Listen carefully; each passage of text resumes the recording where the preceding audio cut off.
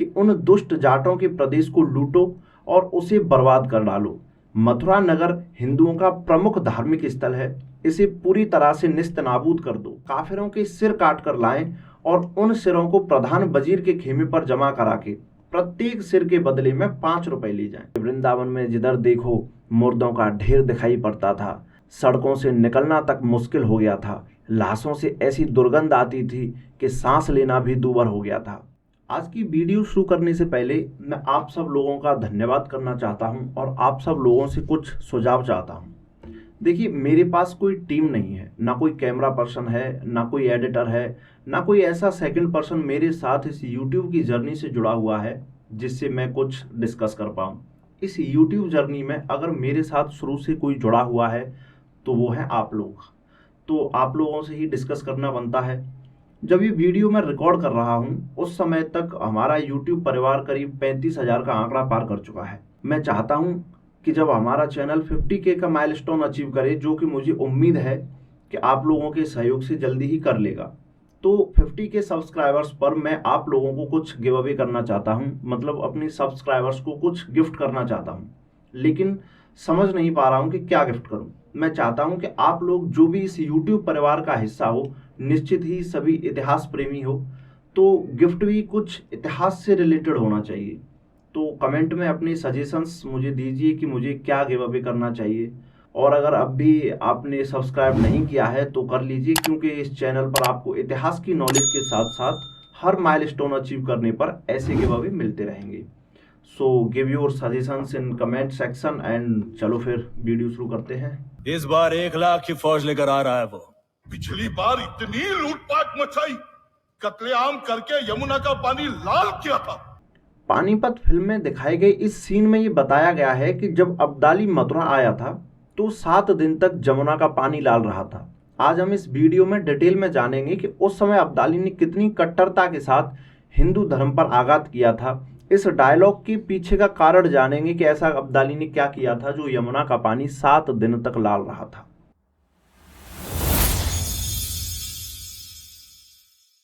सन 1757 में अब्दाली भारत को लूटने के उद्देश्य से दिल्ली पहुंचता है। यहां 1 महीने तक वह दिल्ली में लूटपाट करने के बाद मथुरा की ओर कूच करता है। रास्ते में वह बल्लभगढ़ पर कब्जा करके वहां लूटमार और भीषण कत्लेआम करना शुरू कर देता है और बल्लभगढ़ से अपने सेनापति जहान खान और रोहिल्ला सरदार नजीबुद्दौला को 20,000 अफगान सैनिकों के साथ मथुरा को लूटने के लिए भेजता है। अब्दाली ने उनको आदेश दिया कि उन दुष्ट जाटों के प्रदेश को लूटो और उसे बर्बाद कर डालो। मथुरा नगर हिंदुओं का प्रमुख धार्मिक स्थल है, इसे पूरी तरह से निस्तनाबूद कर दो। उनके प्रत्येक शहर और जिले को लूटो और नगरवासियों को कत्ल कर डालो। अकबराबाद तक अर्थात आगरा तक एक भी इमारत खड़ी नहीं दिखनी चाहिए। अब्दाली ने इस लूटपाट और मारकाट में सैनिकों की प्रबलता को बढ़ाने के लिए उनको आदेश दिया, जहां कहीं भी पहुंचो कत्लेआम करो और जमकर लूटपाट करो। लूट में जिसको जो भी मिलेगा वो उसी का रहेगा। इसके अलावा काफिरों के सिर काट कर लाएं और उन सिरों को प्रधान वजीर के खेमे पर जमा करा के प्रत्येक सिर के बदले में 5 रुपए ले जाएं। सैनिकों द्वारा लाए गए इन काफिरों के नरमुंडों की मीनार बनाई जाएगी। अब्दाली का आदेश मिलते ही सेना ने बल्लभगढ़ से मथुरा की तरफ कूच किया। मथुरा से 8 मील पहले चौमुहा नाम की जगह पर जाटों से इस सेना का 9 घंटे तक युद्ध चला। अंत में 1 मार्च को ये अफगान सेना भरतपुर गेट और महोली की पौर के रास्ते से मथुरा में प्रवेश करती है। फाल्गुन का महीना था, 5 दिन बाद होली का त्यौहार आने वाला था। सभी ब्रजवासी त्योहार के आगमन की खुशी में मथुरा की गलियों में ढोल मजीरों के साथ होली के लोक गीतों पर झूमकर आनंदोत्सव मना रहे थे।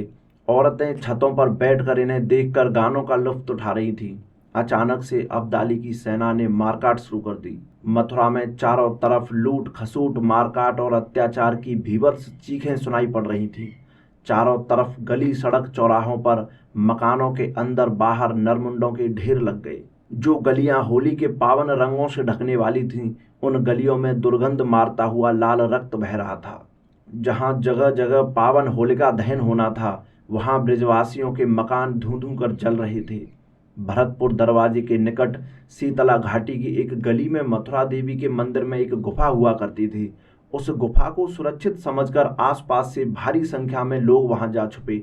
उस स्थान का भी लुटेरों को पता चल गया। अफगानों ने उस गुफा में छुपे जन समूह को आग के हवाले कर दिया। चीखते पुकारते तमाम नगरवासियों को आग की लपटों ने अपने आगोश में ले लिया। इस गुफा में ज्यादा संख्या में 24 गोत्र के लोगों का वध हुआ था। उनके वंशज आज भी फाल्गुन शुक्ला की एकादशी, द्वादशी और त्रयोदशी को उनका श्राद्ध करते हैं।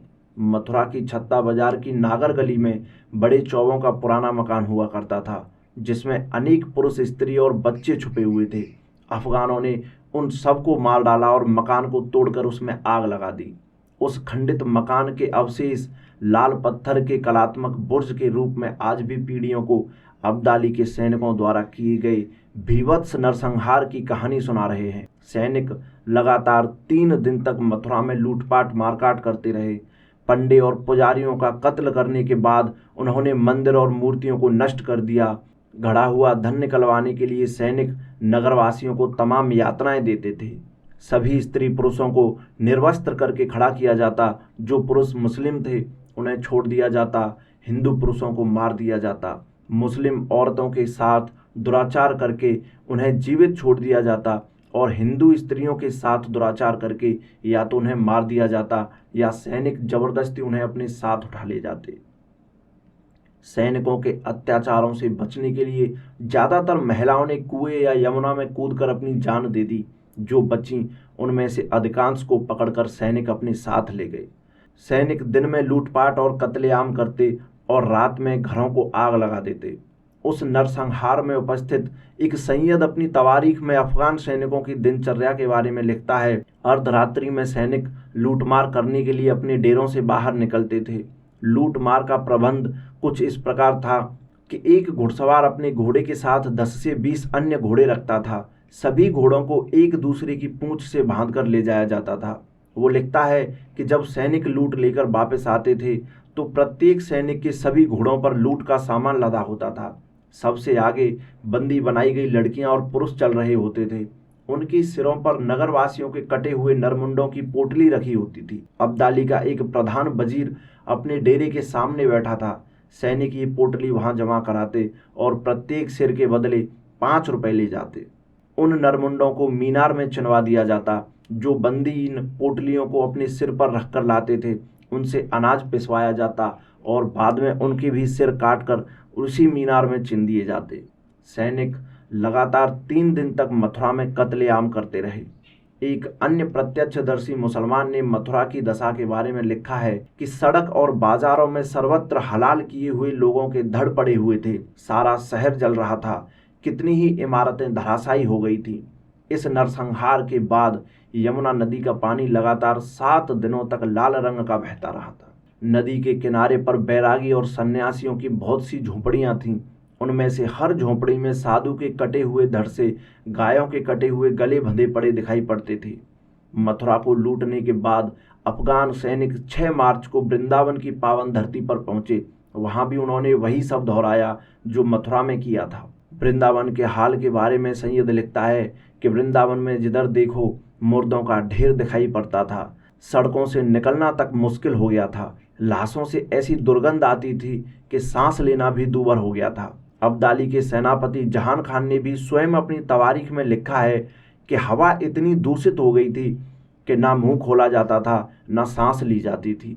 मथुरा और वृंदावन से सैनिकों ने सोना, चांदी, जवाहरात और धन तो खूब लूट लिया था, लेकिन घरों को जलाने से अनाज की भारी कमी पड़ गई।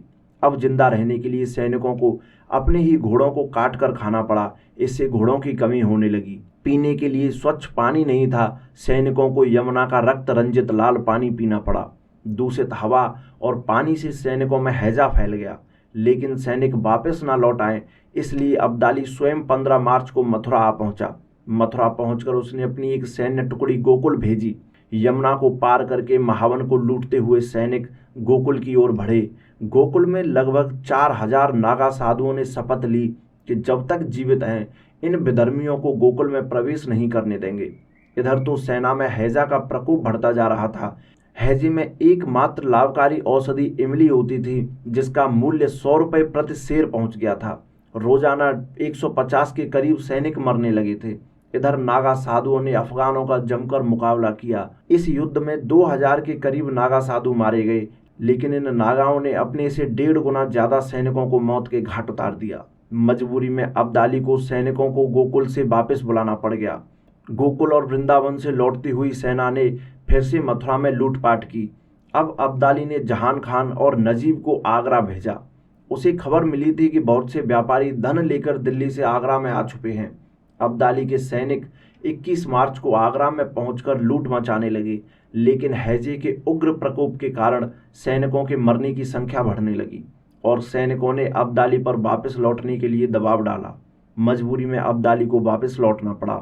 जब अब्दाली भारत से वापस लौटा था तो अकेले अब्दाली का लूट का माल 28,000 ऊंट, हाथी, घोड़े, बैल और खच्चरों पर लदा था। उसके अलावा 200 ऊंटों पर दिल्ली के मरहूम बादशाह मोहम्मद शाह की विधवाओं की संपत्ति थी। अब्दाली उन विधवाओं को भी अपने साथ ले गया। इसके अलावा अब्दाली के 80,000 सैनिकों के पास अपना अपना लूट का सामान था। इस पूरे कारवां में एक भी आदमी घोड़ों पर सवार नहीं था। सभी सैनिक पैदल चल रहे थे और उनके घोड़ों और लूटे हुए जानवरों पर लूट का सामान लदा था। और आप अगर ये समझ रहे हो कि लूट का सामान में वस्त्र, अनाज या कोई ऐसी सामग्री रही होगी तो आप गलत सोच रहे हो। इस लूट में जानवरों पर सिर्फ सोने, चांदी, हीरे जवाहरात और नकदी थी। अब्दाली जो बड़ी बड़ी तोपें अपने साथ लाया था वो तोपें भी अब्दाली ने दिल्ली में ही छोड़ दी, क्योंकि जिन हाथी, ऊंट और खच्चरों की मदद से तोपों को खींचकर लाया गया उन पर लूट का सामान लदा था। अब आप अंदाज़ा लगा सकते हैं कि उन जानवरों पर जो सामान था उनकी कीमत इन तोपों से ज़्यादा थी, इसलिए अब्दाली ने वो तोपें दिल्ली में ही छोड़ दी। बाद में इन तोपों को महाराजा सूरजमल दिल्ली से खींचकर भरतपुर ले आए। कहते हैं कि दिल्ली में तो उस वक्त किसी के पास एक तलवार तक नहीं बची थी। अब्दाली के सैनिकों ने लूट का सामान ले जाने के लिए ऐसे सारे जानवर लूट लिए जिन पर माल लाद कर ले जाया जा सकता था। इस ब्रिज क्षेत्र के साथ साथ जहां जहां से ये काफिला गुजरा उन मार्गों में भी कोई भी मालवाहक जानवर देखने को भी नहीं बचता था। समस्त मालवाहक पशु जैसे हाथी, घोड़ा, खच्चर, गधा, ऊंट, बैल अब्दाली के सैनिकों द्वारा छीन लिए जाते और उन पर लूट का माल लाद लिया जाता। इसके अलावा जो लोग बंदी बनाकर ले जाए जा रहे थे उनके सिरों पर भी लूट का माल लदा हुआ था। अब्दाली की लूट के बाद की स्थिति के बारे में मुस्लिम इतिहासकारों ने लिखा है कि अब्दाली द्वारा ऐसा भारी विध्वंस किया गया था कि आगरा से दिल्ली तक सड़क पर एक भी झोंपड़ी तक ऐसी नहीं बची थी जिसमें कोई जीवित व्यक्ति बचा हो। मथुरा वृंदावन के साथ साथ जिस मार्ग से ये काफिला गुजरा उस मार्ग में आए घरों को ऐसा बर्बाद किया उन अफगानों की सेना ने कि वहाँ 2 सेर अनाज तक मिलना कठिन हो गया था। ये थी पानीपत मूवी में दिए गए उस एक डायलॉग के पीछे की पूरी सच्चाई। इस पूरे नरसंहार के बारे में अपने विचार मुझे कमेंट जरूर करें और गिव अवे के बारे में अपनी एडवाइस जरूर दें। जानकारी अच्छी लगी हो तो लाइक करें, अपने इतिहास प्रेमी दोस्तों के साथ शेयर करें, चैनल पर नए हो तो सब्सक्राइब कर लें। मैं आपके लिए इतिहास से जुड़े ऐसे ही किस्से कहानियाँ लाता रहता हूँ। धन्यवाद।